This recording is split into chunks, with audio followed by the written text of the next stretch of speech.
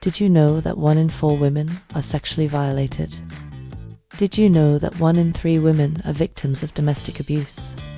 Do you know that only 2% of violators are convicted? We are all aware that women and children are most likely to be the victims than to be the perpetrators. In those rare cases that they are the criminal, they are almost always tossed in jail for it, unlike the violators of women and children. The women and children offenders are often forced into action as well. The abuse of women and children often result in criminal acting out to get needs met for the abused to find safety from their abuse. Can you see how disproportionate these statistics are? These statistics are gut-wrenching in their actuality, yet predicted in a system designed to protect abusers. There is inequality in who a person is in the law. If you are affluent, you are well treated by the law. If you are not affluent, you are a thing to be used by the affluent as they please to profit off of you. And they have all the laws that protect them in these abuses to the human species, taught to them as the right to profit. Since victim blaming is the go-to solution for these injustices, I doubt my statistics will be heeded by supporters of the abuse. So maybe some economic statistics will help to identify the segregation of human value by body parts in our world. There is more research into solutions for erectile dysfunction than there is for cancer. 1 in 5 people will get cancer in their lives. An estimated 24% of men will suffer from the non-life-threatening erectile dysfunction. That is 1/8 of the human population, in comparison to 1/5 who will potentially die from cancer. But we have spent more money on making a dick work after 50 than finding solutions to cancer. Further evidence of the segregation of humanity by body parts is the lack of scientific research into female reproductive functions. Beyond being an oven to bake in, 1 woman in every 205 women will die in birthing. The deaths of non-white women are double that of white women, despite them being the larger population pool as well. It is easy to deny proper care to a human you think is lesser than you, because they do not have a penis. And even more so when that no-penis person is not white, when the society does not care about them either. Do you need more evidence? Every woman knows when she takes birth control, she is doing so with a risk to her life. Women can die from their birth control choices, but there has never been a death by vasectomy. There is also no pill for men, who are the larger problem when considering the reproductive functions of the human species. A woman cannot make 100 people in a year, but a man can. The fertility of a woman is a rare occasion that has to happen at the right time, but a man can impregnate at any time. Why would you make the people who are not the risk their lives, instead of making the risky people be responsible? This is because our societies segregate human value by your body parts. If you have a dick, you are a stronger, smarter, more reliable person in the world, in red words. If you are a woman or child, you are perceived as, treated as, and expected to act as the weaker human in the presence of a man. The brute mentality that is falsely defined as protective and logical. It is elitism. It is segregation. It is discrimination. It is not gender roles. It is imposed expectations of your position in the pecking order. Ideologies based on biblical understandings of men and women. Did you know that the writers of the Bible did not think women added to the genetics of the baby? They believed that the sperm was the baby all on its own. How can you trust their defined understanding of humanity when they did not even understand how a human was made? There are at least 2 tales in the Bible where men think to save themselves by shoving women into mobs in their stead. Sacrifice someone else's life that is less important than their own, and it was not another man in the room that got sacrificed. Because men have value in the Bible and women are property. Ovens to bake in. A pretty possession to own that is expected to serve you entirely before anything else, just like those men have to do to the god. This is not nature. These are power structures that were created to control. There has not been a century without these imposed injustices to the human species in over 2,000 years. Did you know many of the reasons behind the lack of medical research into helping female reproductive health is because women are supposed to suffer? The curse in the Eden tale was for women to suffer in their reproductive health. So using the Bible, people have justified the injustice of indifference to women's health medically. Did you know that Eve was never told to eat from the fruit? When God gave the command, only the Adam existed. Then God splits the Adam into two different human beings. So, a two-spirit was the first representation of a human in the tale. Making transgenders the first humans, or Eve, did not get told by God not to eat the fruit, yet still gets the harsher punishment. You cannot have it both ways.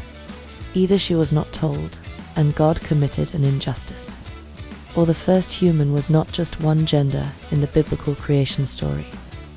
Neither of these matters when it comes to law and justice, in actuality, though. They are stories to segregate humanity into classes that deserve to be abused and those who do the abusing.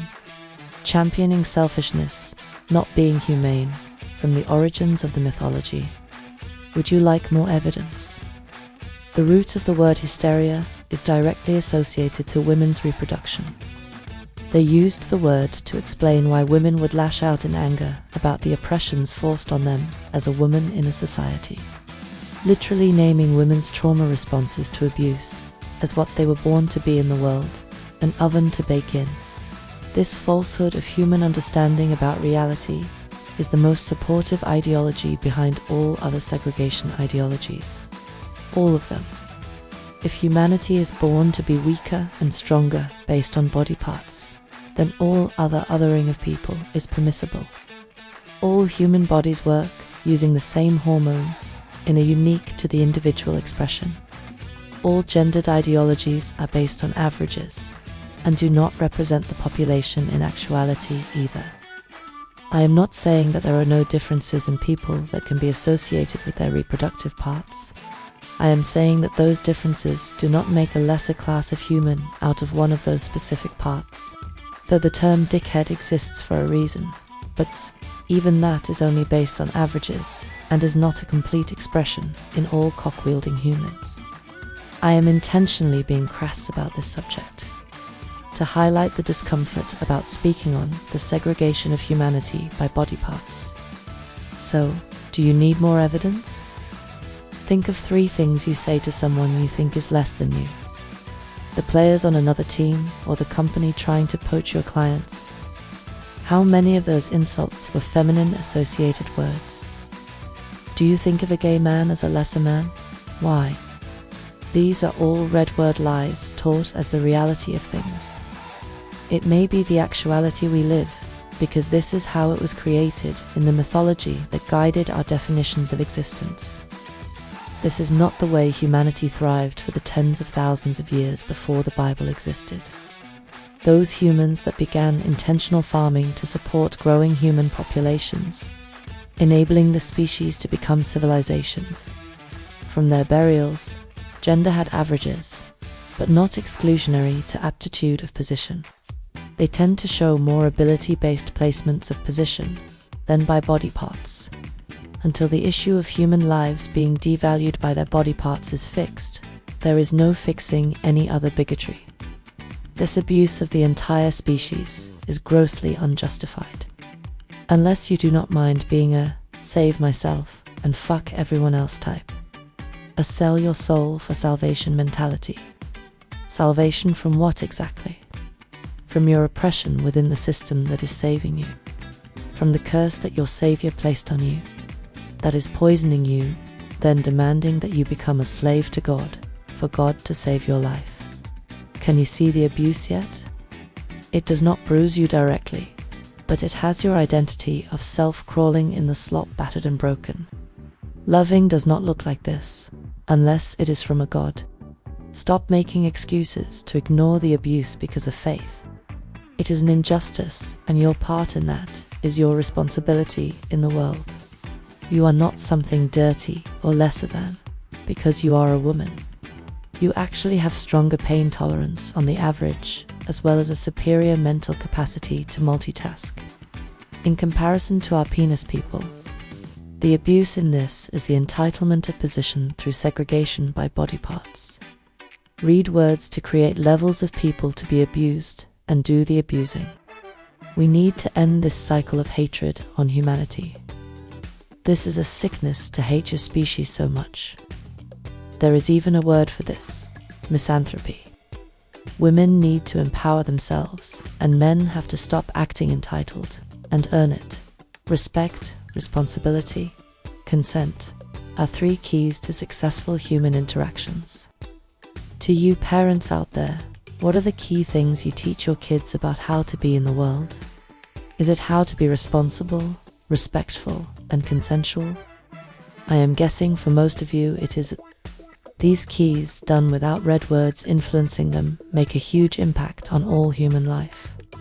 Start today to make the changes necessary. Stop using feminine words to insult people. Stop basing your self-worth on how you look in comparison to others. Build your integrity of self based on foundations that do not support the further abuse of the human species. Be proud of who you are and how you look, without having to get paid for it, from praise or prizes. Do not make yourself a bauble to be owned, but a person to be appreciated.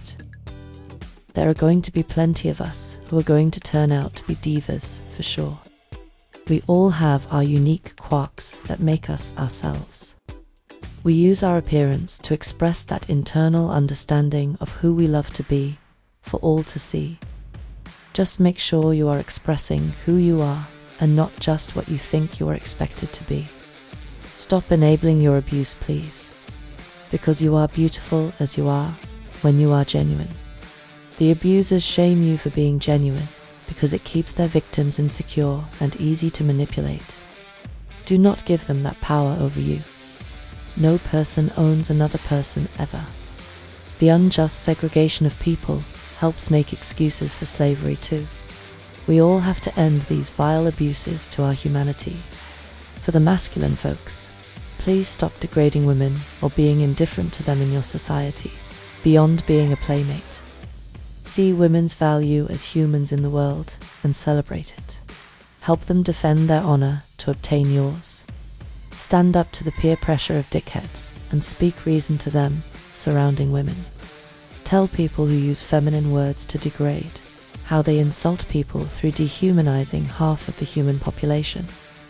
Help bring awareness to the issue as you yourself identify and eliminate these behaviors one by one. We all have to deprogram our grooming.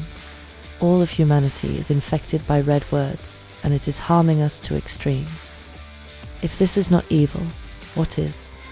I know each and every one of us can change these little habits over time, improving the world for the future generations to come. I am confident in this.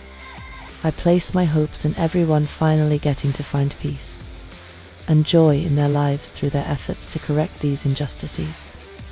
I know I will feel this once humanity stops hurting itself and starts moving forward, as humanity heals from the red words. It is an open wound right now. What is a woman? A woman is in danger 24/7. As long as people segregate humanity by body parts,